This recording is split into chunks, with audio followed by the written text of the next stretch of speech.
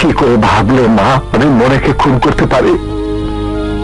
যে বোনের হাতের ভাত ছাড়া আমি খেতাম না, তাকে সাথে করে নিয়ে কলেজে যেতাম আসতাম। জন্মের পর থেকে যাকে নিজের বোন হিসেবে জেনেছে, যাকে বোন বলে ডেকেছে, তাকে খুন করার মতো পাষণ্ড আমি নই মা, নই। খবরদার আমাকে মা বলে ডাকবে না। সন্তান যত খারাপ কাজই করুক, তবু সে মায়ের কাছে নিষ্পাপ। যত অপরাধী করুক, বাবা মার কাছে সন্তান নিরপরাধ।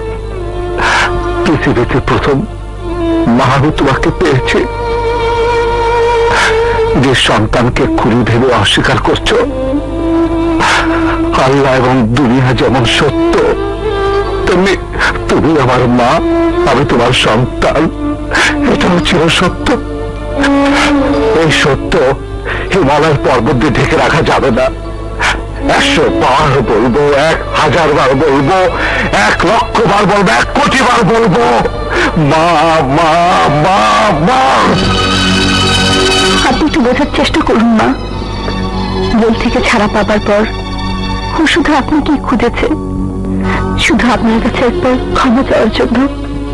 অপরাধী যদি না করবে তাহলে ক্ষমা চাইবে কিসের জন্য? মা, আমাকে আর কষ্ট দিও না মা।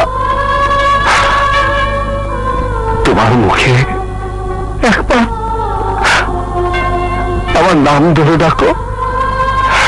বিনা অপরাধে আমি এতগুলো বছর জেল খেটেছি, আর তাই তোমার সামনে নিজেকে নির্দোষ প্রমাণ করতে আমি হয়েছি নির্দোষ, সন্ত্রাসী হয়েছে। নিজের বোনের হত্যাকারীকে ধরে তোমার কাছে নিয়ে আসার জন্য তুমি আমাকে দূরে সরে দিও মা।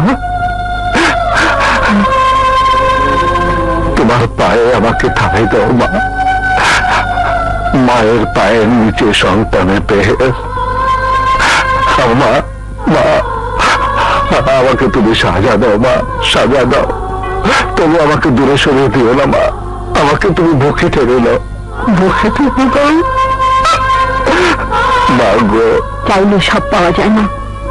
আমার চোখে যেটা সত্য, আগে সেটাকে মিথ্যে প্রমাণ কর, তারপর আমি তাকে বুকে টেনে নেব।